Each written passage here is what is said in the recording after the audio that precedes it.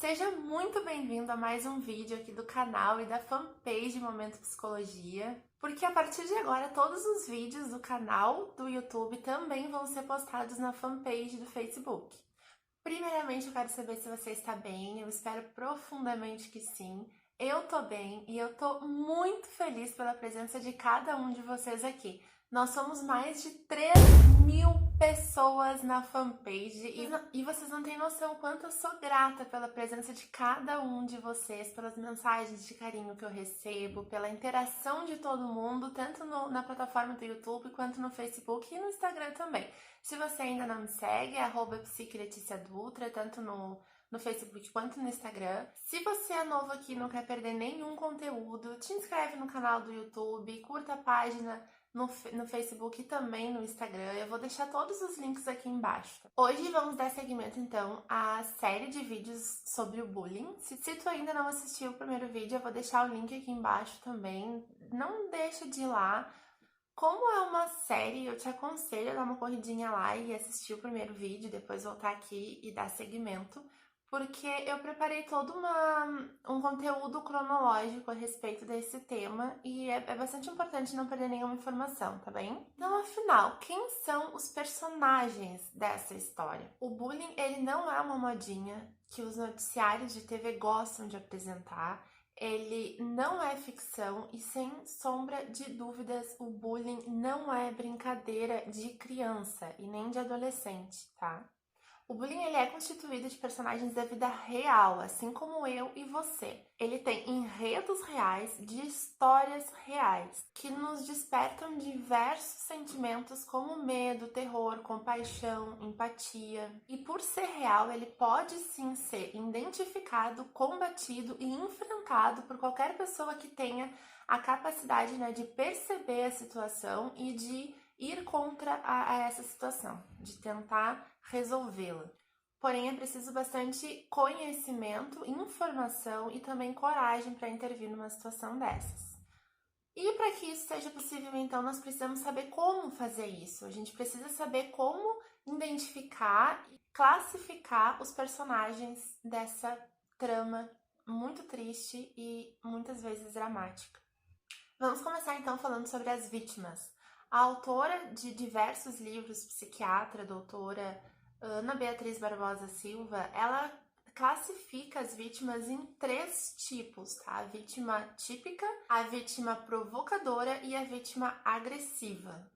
A primeira classificação de vítimas são as vítimas típicas. Elas são aqueles alunos que têm maior dificuldade de socialização, eles geralmente são tímidos, eles são mais reservados, eles ficam mais na deles, um pouco separados dos demais colegas. Normalmente, essas vítimas elas se destacam frente aos outros por ter uma característica física e até mesmo psicológica, que dá para perceber, que seja perceptível, mais frágil e mais submissa. Normalmente, essas vítimas elas têm características físicas que não se encaixam num padrão social, ou até mesmo no padrão que aquele determinado grupo ali de agressores tem como diferente ou como não certo, não legal. Elas geralmente são pessoas magrinhas demais, gordinhas demais, orelhudas, têm um nariz grande, podem possuir algum tipo de marca ou de mancha no rosto ou em algum lugar do corpo que seja bastante visível. Essas vítimas, elas não conseguem, nunca se defender daquelas agressões e daquelas insinuações e deboches que os agressores fazem contra ela.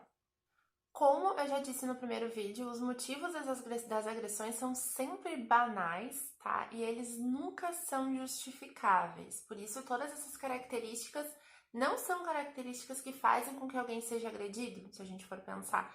Então, os agressores, eles não têm justificativa para as agressões que eles fazem.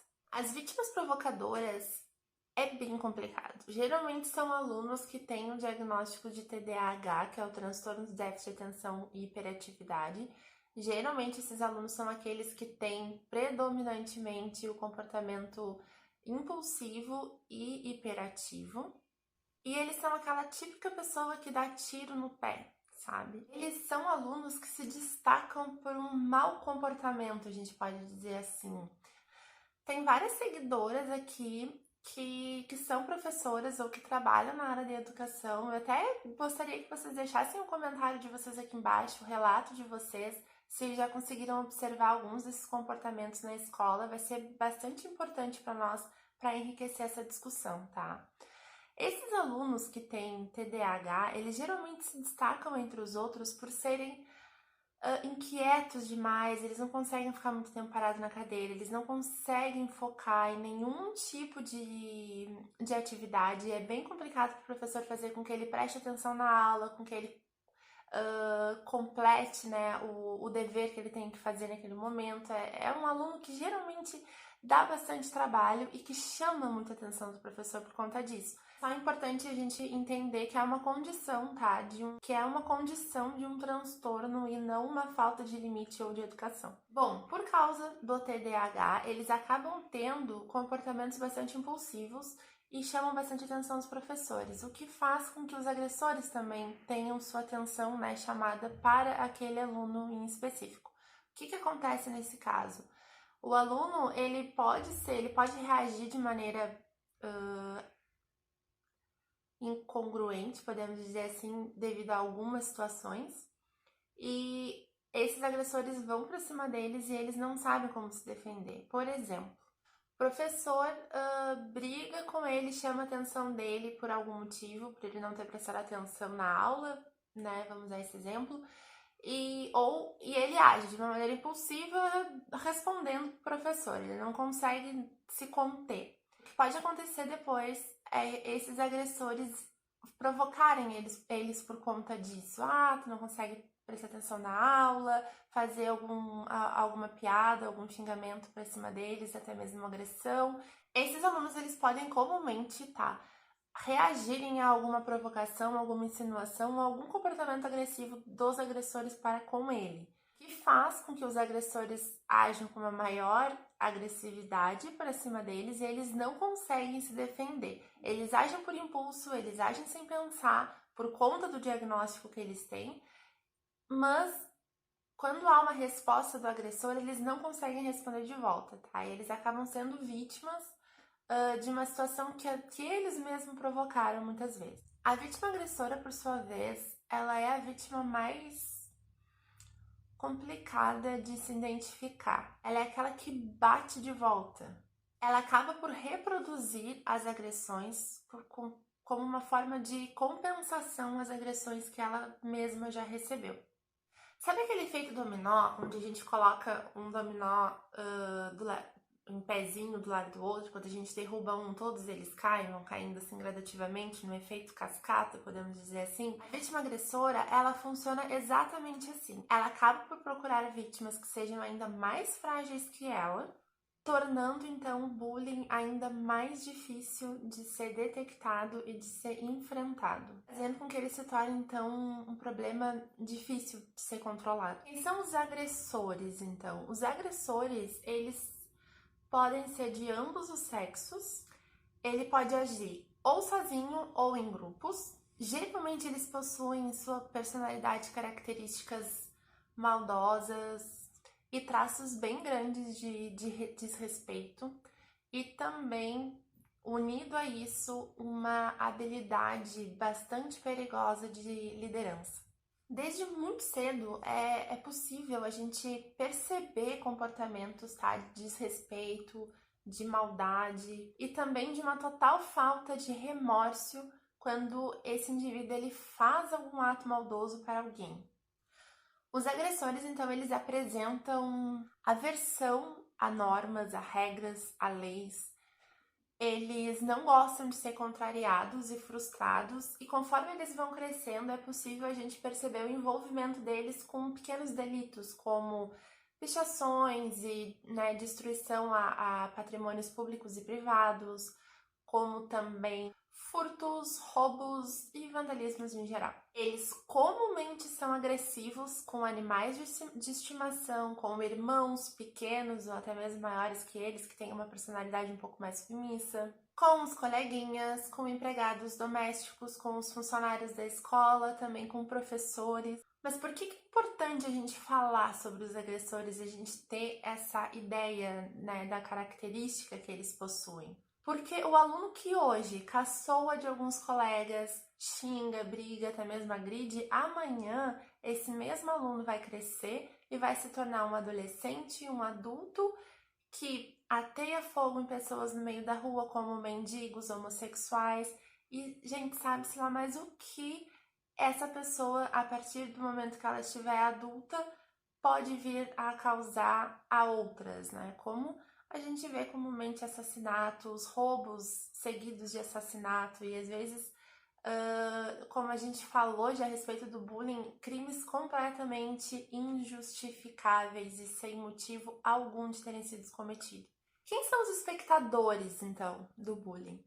Os espectadores, eles são aqueles alunos, aquelas pessoas que estão ao redor, que não tomam nenhuma atitude, tá? Eles só observam e eles não tomam nenhuma atitude nem para ajudar a vítima, para chamar ajuda, nem tampouco para ajudar o agressor. Eles não agridem e também não ajudam, não salvam ninguém. Geralmente os espectadores, eles assumem essa postura neutra com medo de serem possíveis vítimas no futuro. Não é difícil eles receberem, tá, pelos agressores, ameaças de que, tipo, se tu não ficar quieto, eu vou ir atrás de você. Se tu não ficar na tua, tu vai ser o próximo. É bem comum disso acontecer. É importante a gente frisar que a estrutura psicológica desses espectadores também é frágil, tá? Porque por mais que eles não concordam com as agressões, eles não conseguem tomar uma atitude frente a ela, tá? Isso faz com que a longo prazo cause danos bastante significativos também no psicológico desses alunos. Esses espectadores que eu acabei de falar, que ficam mais na deles, que recebem ameaças e que têm medo de falar, de tomar alguma atitude, a gente pode considerar esses espectadores como espectadores passivos, tá? A gente também tem uma outra categoria que são os espectadores ativos, que são aqueles que dão um reforço moral, ali, uma força moral para os agressores. Vai, bate mesmo. Ou podem não expressar a opinião deles frente àquela agressão, mas eles podem rir ou agir de alguma maneira que faça com que os agressores se sintam apoiados. E no meio desses dois tipos de espectadores, nós temos também os espectadores neutros, que são aqueles que não se afetam de maneira alguma com as agressões. Por que que eles não se afetam? Porque geralmente esses alunos, eles já vivem numa situação familiar e social onde a agressão ela se dá de uma maneira normal. Eles normalmente são oriundos de lares desestruturados, tá? E de uma cultura ali social, até mesmo pode ser, podemos dizer que de um determinado bairro, enfim, de uma determinada organização onde é comum a violência existir, onde dentro de casa existe violência desde que ele nasceu, com ele, com os outros da família. Então ele não se afeta. Ele vê como algo que ele já vivencia há muito tempo e todos os dias da vida dele. Bom, eu não tenho como finalizar esse vídeo sem salientar, sem ressaltar que a omissão ela é também uma forma perversa de alimentar a violência. Seja ela ocorrida dentro ou fora da escola, se omitir frente a uma situação de violência, frente a um acidente de trânsito, por exemplo, e negar ajuda, é crime. É um ato imoral e criminoso. E por isso esse tema se torna assim de grande importância de ser discutido, porque a violência a gente vive ela em diversos meios da nossa vida, né? Dentro da escola, dentro da família, dentro de qualquer organização onde existam seres humanos, a gente pode sim ver situações de violência e a gente não pode se omitir de maneira alguma, tá? Eu acho muito importante a gente ter conversas, né, com as crianças, com os adolescentes e com adultos também, quando a gente vê que eles não... Quando a gente vê que há alguém perto da gente que não tá legal, que não se encontra no seu padrão normal, a gente pode conversar, a gente pode tentar ver se tem alguma coisa errada, ou com ele, ou com alguém próximo. É importante a gente trabalhar um pouco mais essa nossa percepção e trabalhar um pouco mais a nossa empatia com os outros. Te agradeço então por ter assistido o vídeo até aqui. Deixa aqui embaixo seus comentários. A gente precisa usar essa ferramenta de comentários para trazer as nossas opiniões e também as nossas dúvidas. Não deixe de perguntar se você ficou com alguma dúvida, que eu juro que eu vou responder todas elas. Então, um grande beijo e até o próximo vídeo.